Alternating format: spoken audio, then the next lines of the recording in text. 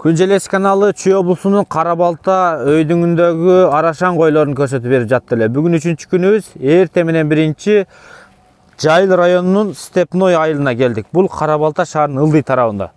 Туугандар, ушул жерде Рысалдыев Айтбек агабыздын кой чарбасына келип жеттик. Азыр талаада жайып жатыптыр, талаага келдик. Агабыз менен биринчи саламдашалы дагы койлор тууралуу маалымат берели. Канча жылдан бери кармап жатыптыр, кандай койлорду кармап жатыптыр? Кыскасы сиздерге пайдалуу кеңештерди алып берүүгө аракет кылабыз. Айтбек байке, ассаламу алейкум. Алейкум ассалам. Кандай, иштериңиз жакшыбы? Жакшы, шүкүр, иншалла. Фермерлик кетип атабы? Жүрүңүз эми. Ушул Степной айылынын тургунусуз. Степной айылынын тургунумун, я. Канча жылдан бери кой менен алектенесиз эми? Кой мен бала кезден да, бала кезден атам Союз кезинен меренос бактык, анан буга өттүк да. Сиз ошондо мына ушу арашан, азыркы типте арашан, эми мындай кылдап, ушу улучшение кылып келгениңизден бери канча жыл болду? Эми 2000ден баштадык, 2000ге дейин мондай меренос койдон анан буга өтө баштадык да, 2000га дейин. 2000дан кийин тазалоо башталды. Жөнөкөй койлорго сиз ошондо күчтүү кочкорлорду алып келип кое баштадыңыз. Кое баштадык. Мына эми мындан Кудай кааласа сапатын өтүп атабыз да, сапатына. Азыр мен байкап атам, ак, кызыл, кара койлор да жүрөт. Баары сизге таандыкпы же кандай?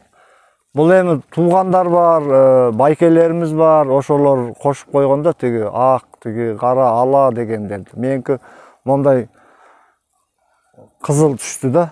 Мына ушулар. Мына койлор, кызыл түштү, кызыл түштү меники. Канча баш жалпы коюңуз бар азыр ургачы? Ургачы эми 100дөн туар кой 100дөн аша. Козулар менен кошулуп канча болуп калат эми жалпы? Эми козулар менен кошо ушу 200 жакындап калат, э? 2000-жылдан кийин ошондо кочкор алып келип жөнөкөй койго. Ошондо улучшение кылып келесиз. Улучшение дагы эле болуп атат. Мына мондай афган кочкорун косуп атабыз. Могу афганбы? Могу афган. Мына. Афган кочкорунун коюунун себеби кандай эми? Бунун себеби буну боюн өсүрүү. Анан мондай өңүн бираз өңүндө тазалайт да булар. Ачык, яркий кылат. Ачык сары кылат. Ушу өңүн ачат, анан боюн көтөрүш керек да. Боюн өсүрүш керек. Ошого салынат булар. Ошондо сиз могу арашан койлорун даяр сатып албастан сиз ушу 20 жылдан бери кочкор менен өзүңүздүн жөнөкөй койлордон аргындаштырып отуруп, тазалап отуруп ушул деңгээлге келдиңиз. Мындай сатып албастан ошого келип атабыз мына. Сиздики жалаң жанакы однотипный кызылдарбы? Кызылдар, мондай кызылдар мына. Могу сары кызыл меники. Могу чоң кой, э? Могу чоң кой, тиги алдындагы 2 тиш ошолор. Быйылкы козулар кандай болду эми? Быйылкы козулар Кудайга шүкүр, мына мондайлар мына. Мына ушул быйылкылар мына могулар турган. Бул тарапта көрсөтөлү. Мондай азыр мондай чубайт. Кара койлор сизден эмес? Кара койлор меникиде бар эми, көбүсү кызыл. Көбүсү кызыл. Могу жерде однотипный кызыл койлор кетип атат. Мына мондайлар меники мына. Могу чоң кетип баратат го. Мына чоң кызыл койду көрдүңүздөрбү? Ушул койлор. Ошондой койлор. Бул жакта башка кочкор жок да, ошо бир эле кочкоруңуз бар. Бир дака бир афган кочкор, анан үйдө. Аларды барып көрөбүз. Үйдө канча кочкор бар? Үйдө 2 кочкор бар. Ага да үйгө барып көрөбүз. Биз биринчи короого келдик. Ол жакта бир мүйүздүү меринос жүрөт. Мына жаш токтулар окшойт, мына. Кетти. Мына жаш. Мыналарды көрдүңүздөрбү? Кетип атат кызылдар. 200 баш. Айтбек байке. Эми бул кой кармап атабыз.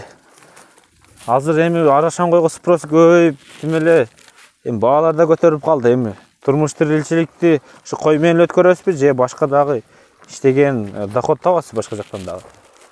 Башка жактан жер менен ушул койго койдун азыгын камтыйбыз. Чөбүн, беде, анан арпа эгебиз. Жемдерин, жем чөбүн камтыйбыз. Ага жер бар, жер менен иштейбиз. Койдон башка, малдан башка. Малдан башка. Негизи бөлүктүү ушул түзөт экен анда. Негизги пайда алып келүү. Негизги пайда жерден де бар, малдан да. Ушу кандай иштегениңе жараша да. Быйыл козулар сатып жибердиңиз? Быйылгы козулар эркектер сатылды, ургачылар бар, сатылат. Ургачылар сатасыз. Эмки жылы да буюрса сатылат да оокат. Эми бул арашан кармаганда көпчүлүк айтат, эми арасынан күчтүүлөрү чыгат, аларды өзүнчө сатасың башка баа дейт. Анан ортолоруну жыйып туруп дүң сатканда баары бир базар баасынан өйдө болот дейт. Ошол сиз кошуласызбы? Ар ким ар кандай, ар кимдики ар кандай, ичинен ириктеп тукумга калтырат, анан калганын этке, жаңы баштаган элге ыңгайлуу бага менен сатылат да. Демек, жөнөкөй кой кармаганга караганда буда пайда көбүрөөк. Буда буюрса пайда көп. Азыр бага башка болуп кетти. Бага да башка болуп кетти. Малдын койдун берекеси эми көрүнө баштады элге. Сапатына карай.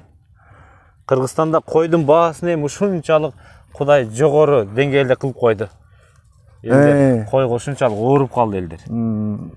Береке ушу койдо да. Семиздикти кой гана көтөрөт дейт. Башка малга караганда. Ошо кандай мал кармасаң да ошону сапатына карай кармаш керек да. Эми бул жаңы баштаган адамдарга кандай кеңеш бере аласыз? Кой боюнча мунун оору суркоосу да көппү, түшүгү да көппү? Азыр мал өзүнөн мал болуп кетпейт ал. Аны кичинекей туулганда эле эме кылыш керек да, көз каранды болуш керек. Кантип туулду, кантип аны кургатыш керек, анан эмизиш керек. Ошолдо жаш баланы карагандай караш керек да буну азыр. Күнү түнү жанында кантип туйт ал кой, анын баарын билиш керек да. Эми Айтбек бек, эми айтыңыз, ушу 200ге жакын кой кармайт экенсиз. Сизде кароо стил кандай?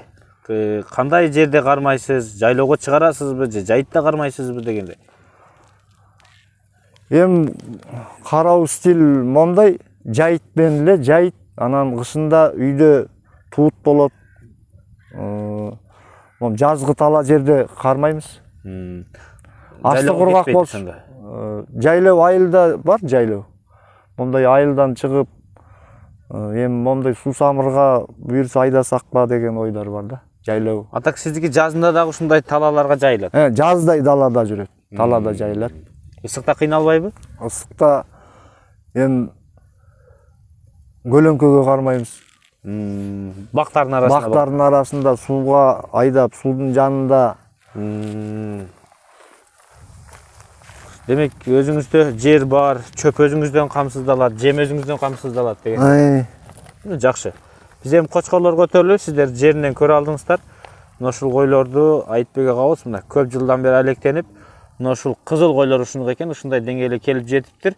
Эми буйруса дагы сурап коеюн. Негизи күчтүү кочкорлорду качан ала баштадыңыз? Күчтүү кочкорлорду линиясы атактуу дегендей. Атактууларды ушу 1-2 жыл болуп калды. 1-2 жыл. Мына азыр алардын багасы да өсүп кетти. Эми кол жеткендер алып атат да. Кол жеткизиш керек, аны кымбат деп албасаң ага да жетпейсиң да. Кыйын болуп калат, Кыйын. Койдон жакшы төлө алуу кыйын болуп калат. Жакшы төлө алуу кыйын. Эми буйруса келечекте план кандай? Эми сиз дагы ушундай атактуу кочкорлорду чыгарайын деп жатасызбы? Эми атактуу кочкорлордон эми ала баштасаңыз, буйруса чыгып калар сизден да. Кудай кааласа чыгып калса эми ушуга үмүт кылып атабыз. Анан элге де болсун деген ойлор да. Ооба. Мунун да өзүнүн түйшүгү бар. Эзи кара билген адамга ушудан дагы жакшы пайда табып, ушудан дагы берекесин өткөрүп, күнүн кечирсе дагы болсо керек. Карасаң болот да, карасаң. Карасаң, Мейнет кылыш керек. Мейнет кылыш керек да, бунун баары мейнет. Мына жаш койлор окшойт, а? Кызыл жүргөндөр. Жаш койлор булар. Жаш койлор.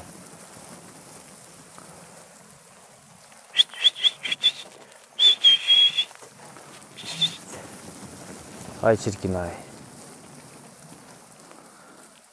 Биз эми кочкорлорго өтөбүз, кочкорлорду көрсөтүп беребиз. Биз азыр үйгө келдик. Мына караңыздар, эки кочкор бар экен, күчтүү кочкорлордон. Ага мен бу кочкорлорду өзүңүз айтыңызчы маалыматтарына. Маалымат бул бульдозерден алынган. Бульдозердин прямой баласы Ахмет Мусабаевтан. Былтыр эле алдым. Былтыр. Бул канча жаш азыр? Бул 2 жаш. Мындан балдар туулуу элекпи? Мындан эмки жылы буйрса. Быйыл коштум. Эмки жылы буйрса февралда башталат.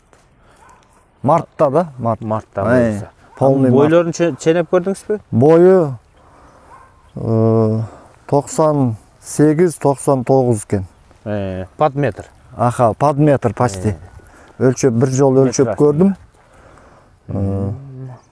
Почти метр, аха. Бульдозердин өзүнөн. Прямой бульдозер, от бульдозера. Ахмет кичинтай кочкоруңузчу? Бул Тимур Байкенин Широкий деген кочкорунан. Былтыр алынды. Өзүнөн барып алдым. Кой энесичи? Энеси кимдин коюнан? Энеси да ушу Тимур Байкеникинен. Ушу Тимур Байкеден. Азыр бул канча жаш болуп калат? Бул 1 жаш 6 ай где-то. Жаш экен да. 1,5 жаш. 1,5 жаш. Полторашка. Аха, полторашка. Мойнунда сыргасы менен. Бул да вид катуу экен, э?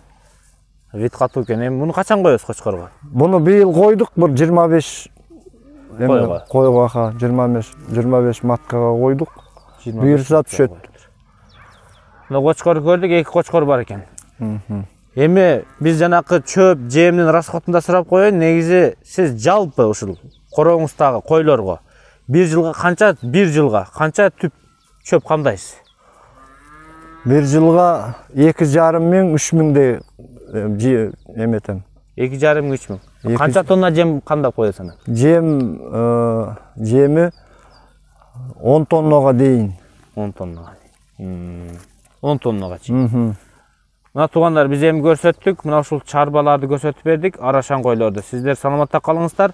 Биз мына ушул Кара Балта өйдүңүндөгү дагы арашан чарбаларына келип көрсөтө беребиз. Кийинки видеолорубузга өтүп көрө бериңиздер. Аманчылыкта көрүшкөнчө.